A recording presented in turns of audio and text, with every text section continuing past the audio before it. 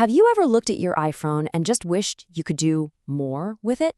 Felt like it's Apple's device and you're just living in it. Well, today we're diving into a tool that's legendary in the jailbreak community for handing that control right back to you. It's called Dopamine. I mean, that's really the question, isn't it? You have this amazing, powerful piece of technology in your hands, but what if you want to color outside the lines that Apple has drawn? To really customize it, add features they'd never dream of, and make it 100% yours. And that's where dopamine comes in. Think of it as the modern key to unlocking your iPhone's full potential. So let's get into what it is, what it's really like to use, and all the incredible things it lets you do. Okay, so first thing you need to know, dopamine is what's called a semi-untethered jailbreak. And trust me, this is a huge deal. Back in the day, if your phone rebooted, you'd have to run to a computer to get your jailbreak back. It was a pain. With this, you just tap an app on your phone and boom, you're back in business. That convenience alone is an absolute game changer. So, the big question, can your phone run it? Well, the compatibility is actually pretty wide. We're talking newer iPhones with A12 to A16 chips, as long as you're on iOS 15 up to 16.5.1. And for slightly older devices, it stretches all the way to iOS 16.6.1. The most important thing, as it always is with jailbreaking, is being on the right software version. All right, so we know it's convenient, and we know what devices it works on. But what's it actually like day to day? Let's talk about the user experience, how it really feels to have a phone supercharged by dopamine. The easiest way to get it is to compare it to its main rival, Pale Rain. And honestly, it's night and day. Dopamine is just an app. You tap it, it works. Pale Rain, you gotta find a computer, put your phone in a special mode. It's a whole process. But the absolute killer feature for dopamine is that you keep your passcode, Touch ID, and Face ID. That is a massive, massive win for daily usability. And you don't have to take my word for it. This quote from a user on Reddit really captures the vibe of the whole community. It just works. Yeah, okay, sometimes it might take a second try to get it going, but the consensus is that it's reliable and stable. People trust it, and that says a lot. Now let's be real, no software is absolutely perfect. Dopamine has a few little quirks. That reboot on the first try we just mentioned, a super easy fix for that is to just close your apps and pop on airplane mode before you hit the button.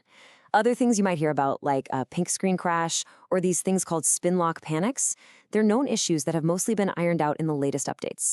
So we've covered the what and the how, but now it's time for the main event, the why. Why do people even do this in the first place? Well, it's all about unleashing the raw potential that Apple keeps locked up. And the key to all of that potential is a little thing called tweaks. Just think of them as mini apps or modifications that can fundamentally change anything and everything about your iPhone, from its look and feel to its core functionality. This is where the magic happens. So how do you get your hands on these magical tweaks? It's actually way easier than you might think. Dopamine installs an app called Silo, which is basically an app store for the jailbreak world. You just add a source, which is like a library of tweaks, find one you want, install it, and hit respring. That's it. Your phone quickly reloads and the change is live. Let me give you a taste of what's possible. On the visual side, you've got Snowboard, which lets you completely change your icons and themes. Cylinder Reborn adds these wild 3D animations when you swipe between home screens. And check this out. Dynamic Peninsula actually ports the dynamic island from newer iPhones onto older devices. How cool is that? But it goes way deeper than just looks. Tweaks can completely change how you interact with your phone. Velvet 2 lets you color code your notifications so you know what's important at a glance. Axon cleans up your messy lock screen. And Quit All gives you the one button we have all been begging Apple for, a single tap to close every single open app. Finally. And then you get to the real power user stuff. iCleaner Pro can find and delete gigabytes of junk files you didn't even know you had. Audio Recorder XS lets you record phone calls, something the iPhone just can't do on its own. And Watched is a lifesaver. It lets you pair a brand new Apple Watch with an older version of iOS. These are massive functional upgrades. Okay, so what if you're the type of person who isn't satisfied just using the tool? What if you want to peek under the hood and see how the engine works? For you, Dopamine has a whole other layer to explore. See, Dopamine is completely open source.